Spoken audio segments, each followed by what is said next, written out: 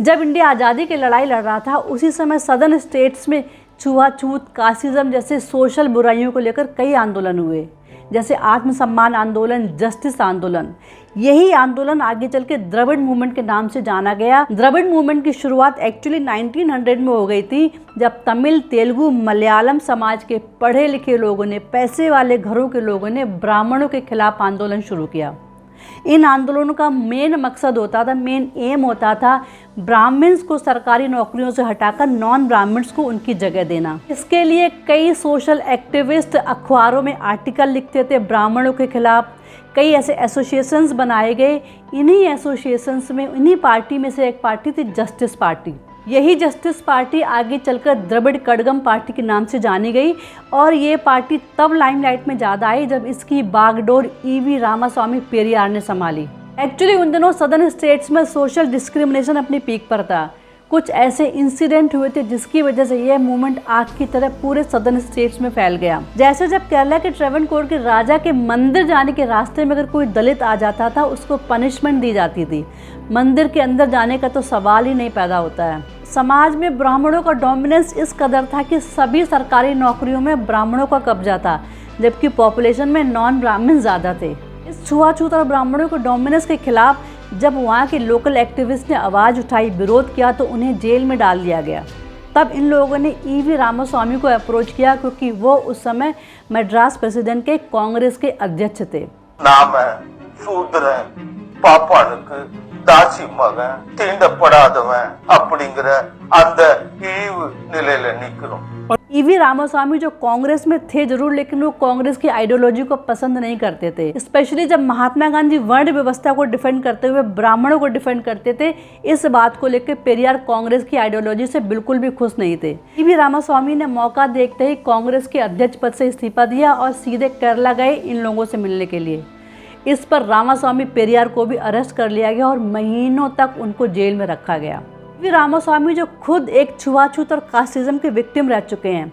1904 में जब वो काशी विश्वनाथ मंदिर दर्शन करने जाते हैं, मंदिर से दर्शन करके जब वो बाहर निकलते हैं, उन्हें बहुत ज़ोर से भूख लग रही होती है और वो बाहर जो फ्री मील, जो भंडारा चल रहा था, वहाँ उसकी लाइन में लग जाते हैं। लेकिन उनको देख कर कि ये अछूत है, ये ब्राह्मण नहीं है, उनको वहाँ से हटा दिया जाता है, क्योंकि वो फ्री मील सिर्फ ब्राह्मणों के लिए था। पेरियार के पास इतने पैसे नहीं थे कि वो खाना खरीद सकें। इसके लिए दोबारा वेश बदलकर अपने फेस को ढक कर जाते हैं, लेकिन फिर भी उन्हें पहचान लिया जाता है और उन्हें लाइन से हटा दिया जाता है और उनके साथ मिसबिहेव किया जाता है। इस इंसिडेंट ने पेरियार को इतना हर्ट किया और उसी दिन से पेरियार के नास्तिक होने की शुरुआत हुई। ईवी रामास्वामी पेरियार इस कदर नास्तिक हुए कि उन्होंने भगवान, देवी देवता, वेद, पुराण को मानने से मना कर दिया। उन्होंने खुलकर कहा कि ईश्वर की रचना धूर्तों ने की है और जो भगवान को मानते हैं वो कमज़ोर होते हैं, वो बुद्धिमान नहीं होते हैं, बेवकूफ़ होते हैं, मूर्ख होते हैं। और जो भगवान में नहीं मानते हैं वो लॉजिकल होते हैं, वो मेंटली स्ट्रांग होते हैं। ब्राह्मणों ने, इन अपर कास्ट ने भगवान, मंदिर और वेदों के नाम पे हमें गुलाम बनाया, हमें एक्सप्लॉइट किया है, लेकिन अब हमें मूर्ख नहीं बनना है, अब हमें एक्सप्लॉइट नहीं होना है। तो कुछ इस तरह की आइडियोलॉजी थी ईवी रामास्वामी पेरियार की। इस तरह से 1925 में पेरियार ने कांग्रेस छोड़कर आत्मसम्मान आंदोलन शुरू किया, जिसमें साउथ इंडिया के सभी स्टेट के लोगों ने पार्टिसिपेट किया। इस आंदोलन को शुरू करने के पीछे उनके जो रीजंस थे, उसमें सबसे पहला था कास्टिज्म और अनटचेबिलिटी को हटाना और सोशल इक्वलिटी को लाना। दूसरा, ब्राह्मणों को डोमिनेंस को सिरे से ख़त्म करना। तीसरा, सोसाइटी में औरतों से रिलेटेड जो भी बुराइयां हैं, जैसे चाइल्ड मैरिज हो गया या विडो रीमैरिज हो गया या वुमेन्स को इक्वलिटी का जो दर्जा देना चाहिए वो जो नहीं मिलता, इस पर बहुत काम किया। वुमेन राइट और वुमेन इक्वलिटी, जैसे लड़कियों को पढ़ाना, फाइनेंशियली इंडिपेंडेंट बनाना, विडो रीमैरिज, उस पर एक्चुअली पेरियार ने अच्छा काम किया, जो आज भी सदर्न स्टेट्स में देखने को मिलता है, जिसकी वजह से उन्हें चैम्पियन ऑफ वुमेन्स राइट भी कहा जाता है।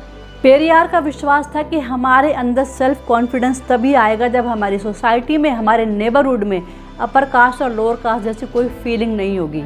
इसी वजह से उन्होंने आत्मसम्मान आंदोलन शुरू किया और अपने साथ लोगों को जोड़ते चले गए। पेरियार नॉन ब्राह्मण्स को द्रविड़ कहते थे और उनका कहना था कि द्रविडियंस को अपने आप को हिंदू नहीं कहना चाहिए और हिंदुइज्म के जो रिचुअल्स हैं उसे फॉलो भी नहीं करने चाहिए। ब्राह्मणों के खिलाफ शुरू किया गया ये आंदोलन बहुत सक्सेसफुल रहा और धीरे धीरे इसकी पॉपुलैरिटी जितने भी सदर्न स्टेट थे वहाँ बढ़ती चली गई और ये एक तरह से राजनीतिक मंच बन गया। ये आत्मसम्मान आंदोलन जब पॉलिटिकल रूप लेता चला गया तो इसका नाम बदलकर द्रविड़ कड़गम रख दिया गया।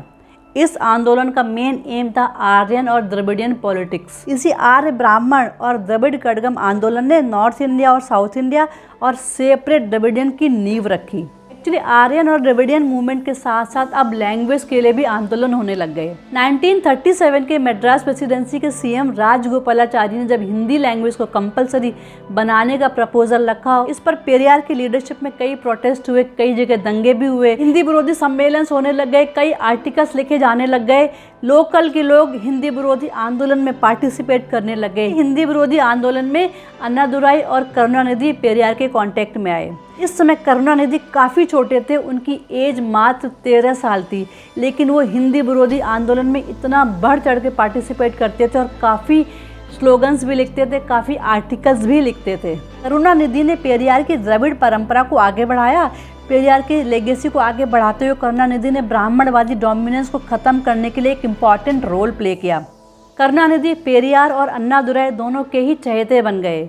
जहां अन्नादुराई उनकी लीडरशिप क्वालिटी से बहुत इम्प्रेस रहते थे, वहीं पेरियार उनकी आइडियोलॉजी और राइटिंग से काफ़ी इम्प्रेस थे। पेरियार के कहने पे करुणानिधि ने मूवीज़ के लिए लिखना शुरू किया और पेरियार की आइडियोलॉजी को कॉमन लोगों तक पहुंचाया, जिसका इम्पैक्ट आज तक लोगों में देखने को मिलता है। और इसी पीरियड में, इसी राइटिंग के पीरियड में करुणानिधि की मुलाकात होती है एमजीआर से, जो एक अच्छे हीरो थे। दोनों की जोड़ी सुपर हिट रही। करुणानिधि की राइटिंग और एमजीआर की एक्टिंग जो डेडली कॉम्बिनेशन बना, वो लोगों को भी बहुत पसंद आने लग गया और पर्सनल लाइफ में भी दोनों अच्छे फ्रेंड हो गए। लेकिन एक समय आया जब 1949 में अन्नादुराई ने अपने पॉलिटिकल गुरु पेरियार की जो पार्टी थी द्रविड़ कड़गम, उससे अलग होकर अपनी एक नई पार्टी डीएमके द्रविड़ मुनेत्र कड़गम बनाई। अन्नादुराई का पेरियार से अलग होकर नई पार्टी बनाने के पीछे को जो रीज़न बताया जाता है वो ये कि पेरियार ने अपने से बहुत कम एज की लड़की मनियामई से शादी कर ली। जो दूसरा रीज़न बताया जाता है वो ये कि पेरियार कभी भी एक्टिव पॉलिटिक्स में नहीं आना चाहते थे। वहीं अन्नादुराई अपने इस काम को, इस आइडियोलॉजी को एक्टिव पॉलिटिक्स के थ्रू आगे बढ़ाना चाहते थे, लोगों तक पहुँचाना चाहते थे। इस तरह से 1967 में पहली बार कांग्रेस को हराकर डीएमके सरकार बनाती है और अन्नादुराई चीफ मिनिस्टर बनते हैं। जीत का पूरा क्रेडिट अन्नादुराई करुणानिधि को देते हैं, लेकिन 3 फरवरी 1969 को अन्नादुराई की डेथ हो जाती है। उनकी डेथ के बाद 10 फरवरी 1969 को पहली बार करुणानिधि तमिलनाडु के चीफ मिनिस्टर बनते हैं। और करुणानिधि के चीफ मिनिस्टर बनने में जो सबसे बड़ा सपोर्ट होता है वो एमजीआर का होता है, जो उनके फिल्मों के समय के अच्छे फ्रेंड थे। अन्नादुराई की डेथ के बाद डीएमके पार्टी में कई लोग ऐसे थे जो इस फेवर में नहीं थे कि करुणानिधि चीफ मिनिस्टर बने, लेकिन एमजीआर, जिनकी फैन बेस बहुत स्ट्रांग थी, जिनको पब्लिक बहुत पसंद करती थी, उन्होंने पब्लिक को अपील किया, उन्होंने पार्टी के अंदर के लोगों को समझाया, किसी तरह से फिर करुणानिधि को चीफ मिनिस्टर बनाया जाता है। चीफ मिनिस्टर जरूर करुणानिधि बन गए थे, लेकिन एमजीआर किंग मेकर थे। उनकी फ़ैन बेस, पार्टी के अंदर उनका इन्फ्लुएंस बहुत ज़्यादा था, जिस वजह से उनकी पार्टी में पोजीशन भी अच्छी थी। ऐसा कहा जाता है कि एमजीआर की बढ़ती पॉपुलैरिटी और डिज़ायर फॉर पावर की वजह से करुणानिधि ने डीएमके से एमजीआर को निकाल दिया। डीएमके से निकाले जाने के बाद एमजीआर ने अपनी एक नई पार्टी बनाई, एआईएडीएमके, क्योंकि एमजीआर का फैन बेस भी काफ़ी स्ट्रांग था, पैसे से भी वो कमज़ोर नहीं थे, तो उन्होंने एक नई पार्टी बनाई। इस तरह से डीएमके के दो फाड़ हो गए, डीएमके और एआईडीएमके, जिसमें डीएमके हेड बाय करुणानिधि और एआईडीएमके हेड बाय एमजीआर। इस तरह से कांग्रेस का सफाया करके द्रविडियन पार्टी एरा की शुरुआत होती है और आज तक ये कायम है। कभी डीएमके तो कभी एआईडीएमके ही सरकार में रहती, कोई दूसरी पार्टी इसके अलावा सरकार नहीं बना पाई तमिलनाडु में। इसका रीज़न ये भी कि भले ही पेरियार की पार्टी से अलग होकर डीएमके की शुरुआत हुई, लेकिन अन्नादुराई, करुणानिधि और एमजीआर, इन सब की आइडियोलॉजी पेरियार की ही आइडियोलॉजी थी और उसी आइडियोलॉजी को इन्होंने आगे बढ़ाया। जैसे अन्नादुराई ने तमिलनाडु में आत्मसम्मान विवाह पद्धति की शुरुआत करी, जिसकी शुरुआत पेरियार करना चाहते थे, और वो कहते थे कि शादी में पुजारी, अग्नि के फेरे और बाकी रीति रिवाज की कोई ज़रूरत नहीं है। इमीडिएट फैमिली के सामने दो लोगों को मिलकर शादी कर लेनी चाहिए। अन्नादुराई ने मुख्यमंत्री रहते हुए पिछड़े वर्गों के उत्थान के लिए कई आयोग बनाए। इसके बाद करुणानिधि ने पिछले वर्गों के आरक्षण को बढ़ाकर 31% कर दिया, लेडीज़ को सरकारी नौकरियों में 30% का रिजर्वेशन कर दिया, और इस तरह से कई वेलफेयर स्कीम्स लेके आए, और ये सब हम जानते भी हैं। द्रविड़ मूवमेंट की शुरुआत जिन एम के साथ हुई थी वो कई हद तक अकम्प्लिश भी हुए। जैसे दलितों को, औरतों को समाज में इक्वल स्टेटस मिलना। मैंने कोशिश करी कि द्रविड़ मूवमेंट के जो डॉट्स है उसको प्रॉपर कनेक्ट कर सके। मे बी अगर मैंने कोई पॉइंट मिस कर दिया हो तो प्लीज़ मुझे कमेंट करके बताइए। आई होप आपको ये वीडियो अच्छा लगा होगा। If you like my video please like and subscribe my channel.